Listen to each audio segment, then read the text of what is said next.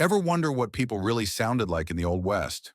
It wasn't all howdy partner and yeehaw. In fact, some of the slang tossed around in dusty saloons and frontier towns was downright bizarre. From insults that would confuse a modern cowboy to quirky phrases that made perfect sense only on the 1800s frontier, these words give us a hilarious glimpse into how folks actually talked back then. So saddle up and get ready to laugh. Here are 10 hilariously strange slang terms that were all the rage in the American Old West. Which one's your favorite? Drop a comment below and let me know. And don't forget to subscribe to the channel for more fascinating stories from the Wild West. Like every era and social group, the Old West had its own unique language, a colorful vocabulary shaped by the people who lived there. Many settlers, cowhands, prospectors, and pioneers were far from polished in their speech. Most came from humble backgrounds and spoke in a direct, practical way that reflected their rugged surroundings and day-to-day challenges. Even those who struck it rich in gold fields, built successful ranches, or claimed vast stretches of land often lacked the refined manners and polished speech common in the cities of the East Coast.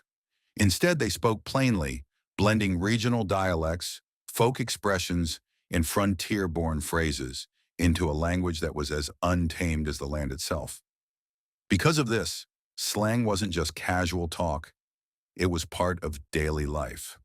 These expressions captured the humor, hardships, and attitudes of people living on the edge of civilization.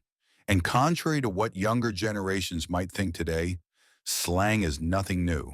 It's been part of human conversation for centuries, and the American frontier was no exception. So let's explore some of the most entertaining and peculiar slang terms that echoed through saloons, ranches, and mining camps across the Wild West. After reading them, try slipping a few into your everyday conversations. You might just start a new trend among your friends and family. Highfalutin. On the frontier, people valued humility and hard work far more than social status or wealth. Anyone who acted as though they were better than the folks around them quickly earned a reputation, and not a flattering one. After all, the Old West wasn't a place for fancy banquets or exclusive clubs. It was a land built by people who endured hardship, relied on one another, and respected those who pulled their weight. So when someone showed up acting self-important or overly refined, locals often responded with humor and plain-spoken honesty. That's how the term highfalutin became part of frontier vocabulary. In essence, calling someone highfalutin meant they were putting on airs, behaving pompously, acting more sophisticated than they really were, or trying to appear above their surroundings. While some language historians have suggested a possible link to the Dutch word verluten, meaning stilted, this connection is unproven and likely just a bit of linguistic folklore. The true origin of the phrase remains uncertain. So if a friend starts acting a little too self-important or carries themselves with unwarranted grandeur, you can always bring them gently back to reality by calling them highfalutin, just as the cowhands and settlers of the Old West once did. Backdoor trots. Life on the frontier didn't always offer the luxury of proper meals. Settlers, cowhands, and travelers often had to make do with whatever food they could gather, trade, or prepare with limited resources. On good days, there might be enough supplies to cook a satisfying meal to share with companions around the campfire. But more often than not, meals were simple, improvised, and far from gourmet. Sometimes that meant roasting a small animal caught on the trail, boiling whatever was available, or simply relying on a cup of strong, bitter coffee to keep weary travelers awake after a cold night under the stars. These unpredictable diets, paired with questionable water sources and inconsistent food quality, frequently led to digestive issues that were simply accepted as part of life on the range. One particularly common experience even earned its own colorful name: the backdoor trots. It was a humorous way of describing what happened when a person suddenly had to hurry off to relieve themselves after a less than ideal meal. The phrase reflected the candid, unfiltered nature of frontier speech, a way to laugh at an unpleasant but unavoidable reality. While it might sound crude to modern ears, slang like this offers a surprisingly honest glimpse into daily life on the American frontier. It shows that people of the Old West met hardship, even the most uncomfortable parts, with a mix of practicality and humor. 4. Flusher. Anyone familiar with poker knows that holding 5 cards of the same suit is called a flush, a strong hand that often wins the round. And if you're lucky enough to hold a royal flush, you've hit the pinnacle of poker success. But what happens if you're just 1 card short with only 4 in the same suit? In that case, your hand is worth very little. On the 19th century frontier, gamblers had a special term for that situation: 4-flusher. Originally, it described a player who tried to bluff their way through a game, pretending to have a winning hand when, in truth, they had nothing at all. As time passed, the term evolved beyond the card table and found a broader meaning in everyday life. On the frontier, a 4-flusher became a label for anyone who exaggerated their abilities, made empty promises, or tried to impress others with false claims. It was a colorful way to describe someone who appeared confident and capable on the surface, but lacked substance underneath. This bit of Old West slang still feels surprisingly relevant today. After all, people who talk big but deliver little, the modern-day 4-flushers, are still around, just as they were on the frontier more than a century ago. Cattywampus. The word cattywampus has always caused a bit of confusion. Even in the Old West, there's no universal agreement on how to spell it, and you'll see several variations, from cattywampus to cattywampus. The pronunciation also differs depending on who's saying it. But no matter the spelling, its meaning has remained consistent. Something that's off balance, crooked, or simply not the way it should be. In frontier towns and across the expanding United States, people use cattywampus to describe anything that seemed out of place or askew. A crooked fence, a misaligned wagon wheel, or a plan that didn't go quite right, all could be called cattywampus. It was an everyday word for everyday problems. Linguists trace the term's first recorded use in America to the 1830s, originally appearing as an adverb, cattywampusly. As settlers moved westward, the word traveled with them, becoming a familiar part of frontier vocabulary. There's even a claim that Charles Dickens once used the term in Martin Chuzzlewit, but there's no solid evidence to support that. By the time that story was told, the word was already firmly established in American English. So the next time something looks crooked, misaligned, or just a little off, you can call it what 19th century pioneers did: cattywampus. However you choose to spell it, the meaning remains unmistakable. Prairie stuff. Life on the frontier revolved around the vast open prairies, and naturally many of the slang terms born in the Old West were inspired by that landscape. For cowboys, ranchers, and settlers, the prairie wasn't just scenery, it was their workplace, their home, and the backdrop of their daily existence. It's no surprise that their vocabulary reflected that reality. One common expression was prairie coal, also known as prairie pancakes. Despite the unappealing name, this term referred to dried cow manure, an essential resource on the frontier. In a land where wood was often scarce, settlers used dried manure as a practical and reliable fuel source, much like charcoal, to keep their campfires burning through the chilly nights. Another colorful phrase was prairie oysters. Far from seafood, this term described a frontier delicacy made from calf testicles, usually prepared by frying or roasting. Known today as Rocky Mountain oysters, the dish remains a curious and surprisingly popular part of Western culinary tradition. Then there was Prairie Dew, a poetic nickname for whiskey. This favorite drink among cowhands and pioneers was often shared around the fire after a long day's work, and the euphemism reflected both its importance and its ubiquity in frontier life. Finally, settlers came up with the term prairie tenor to describe the coyote. The name was a humorous nod to the animal's distinctive high-pitched howls that echoed across the plains, a kind of wild music that became part of the prairie's natural soundtrack. These expressions reveal not only the resourcefulness of people on the frontier, but also their creativity and humor. Even in the most rugged conditions, they found ways to describe their world with wit, practicality, and a deep connection to the land around them. California widow. One of the most imaginative pieces of Old West slang was the term California widow.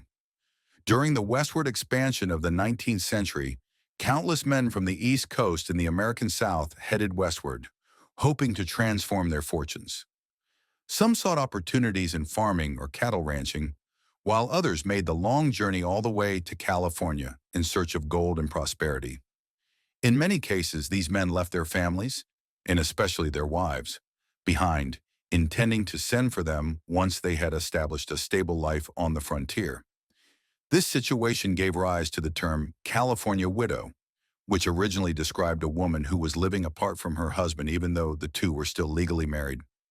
Over time, the phrase evolved to refer more specifically to a woman whose husband had departed for the West, leaving her alone on the East Coast while he pursued success in distant territories. In essence, she was a widow not because of death, but because of the long separation caused by her husband's ambitions. For some couples, this separation ended with a reunion. Once the husband secured land, wealth, or opportunity, he might send for his wife to join him. For others, the distance became permanent, and the California widow was left to build a new life on her own. The phrase captures both the hope and the heartache that accompanied America's westward expansion. Barkin' stuff. Much like the many phrases inspired by the prairie, the word bark was another staple of frontier slang, often woven into new expressions that reflected life in the Old West. It appeared in a variety of contexts, each revealing something about the language and lifestyle of the time. One of its more unsettling uses was the phrase "to bark someone," which referred to the act of taking a scalp. During the 19th century, travelers moving across the Great Plains were aware of the risks involved in entering territories where tensions between indigenous groups and settlers were high. This term reflected the reality of those conflicts and how deeply such events shaped frontier vocabulary. Beyond that, bark appeared in more lighthearted idioms as well. The saying, "barkin' at a knot," described a situation where someone was wasting effort, either by attempting the impossible or by talking endlessly without accomplishing anything. It was a colorful way of calling out futile actions or meaningless chatter. Another creative expression was barking irons, a term for pistols. The phrase likely came from the loud, sharp sound they produced when fired. For settlers and travelers venturing into uncertain territory, carrying their barking irons offered a sense of security on the open plains.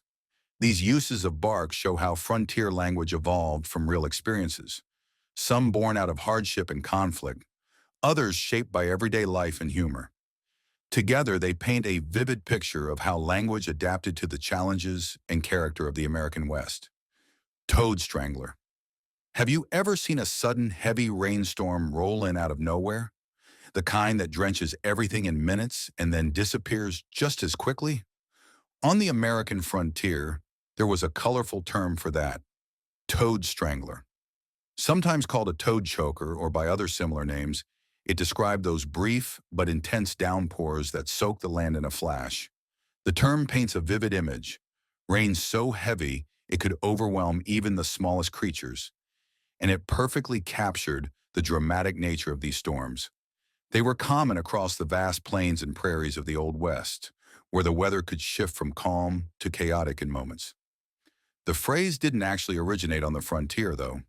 Its roots trace back to the American South, where it was widely used in states like Arkansas and Louisiana to describe sudden, torrential rains. By the late 1800s, as settlers from the South moved westward, they brought the expression with them. Soon, pioneers in Texas, Oklahoma, and beyond were using toad strangler as part of their everyday language.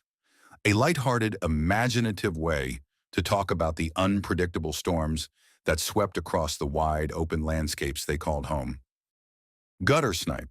In the mid to late 19th century, the slang term gutter snipe emerged to describe one of the most visible and heartbreaking social realities of the time: children living on the streets. These were often orphans or runaways with no family support, forced to survive however they could in rapidly growing cities like New York, Boston, and Philadelphia. They sought shelter in doorways, under shop awnings, and even in the gutters themselves, scavenging for scraps of food, discarded newspapers, or anything they might sell for a few cents. Urban society had a variety of names for these children. The most common was street urchin, a term widely used in newspapers and literature of the period. In a more ironic twist, some observers, especially in the financial districts of cities, referred to them as street corner brokers. It was a darkly humorous way of highlighting how these children traded in whatever goods they could find in the refuse of the streets. These young people were often viewed with suspicion and fear by polite society. To many, they represented disorder, poverty, and the darker side of urbanization. Yet behind the dismissive labels was a deeper truth. These children were casualties of industrial growth, immigration waves, and social inequality, struggling to survive in a world that had little space for them. As settlers moved westward during the latter half of the 1800s, the language of the cities, including the term gutter snipe, traveled with them.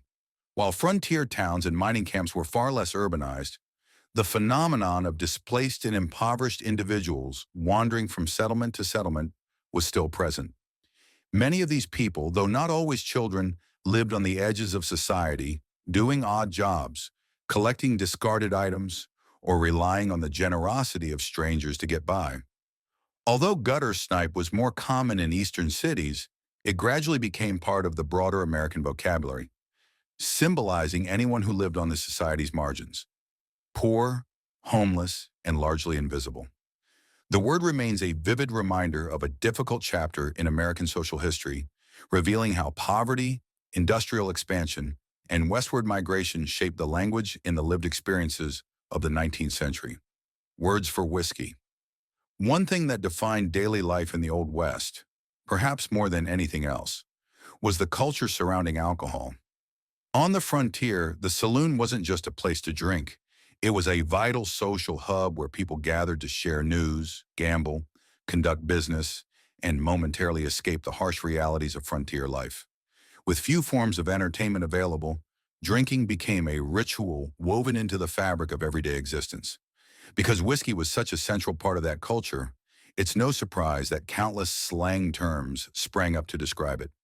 Westerners love to give their drinks colorful names, each one reflecting a certain humor, reputation, or quality. Whiskey might be called dust cutter, a nod to its ability to wash away the dryness of a long ride, or disturbance promoter, a tongue-in-cheek reference to the lively behavior that often followed a few drinks. Other nicknames included scamper juice and bug juice, both playful phrases highlighting whiskey's strong kick. A well-known Irish brand was simply referred to as number 9. Frontier drinkers also had words to describe specific types or qualities of whiskey. Red-eye was the term for cheap, harsh liquor that burned on the way down, a staple of rough saloons and trail towns. Old McBrayer referred to a Kentucky sour mash whiskey with a distinctly bitter edge, while Rock and Rye was a sweeter, bottled blend made from rye whiskey, rock candy, and occasionally bits of fruit, offering a rare treat on the frontier. Perhaps the most famous term of all was 40 rod. A rod is 16.5 feet, so 40 rods equals about 660 feet, or roughly 1/8 of a mile. The name spoke to the whiskey's formidable strength. It was said that a drinker could either muster the courage and energy to walk that entire distance after downing a glass, or be unable to make it even a few steps. Either way, 40 Rod earned its reputation as a powerful and inexpensive spirit. The sheer variety of slang reveals just how deeply whiskey was woven into frontier society. It wasn't merely a drink. It was part of the language, culture, and identity of the Old West. Every nickname told a story about how people related to alcohol. As a comfort on lonely nights, a social lubricant in dusty saloons, and sometimes a symbol of the rugged, untamed spirit that defined life on the American frontier. The Old West wasn't just about dusty trails, saloon doors, and cattle drives. It was a world with its own colorful language, bursting with creativity, humor, and character. These slang terms remind us that even in the toughest of times, people still found ways to laugh, tease, and express themselves in unforgettable ways. So the next time you hear someone acting highfalutin or complain about things going cattywampus, remember, You're speaking the language of pioneers, cowboys, and dreamers who built the American frontier. Which of these old-timey slang terms is your favorite? Drop a comment below and let me know. And don't forget to subscribe to the channel for more fascinating stories, forgotten phrases, and wild tales from the Old West.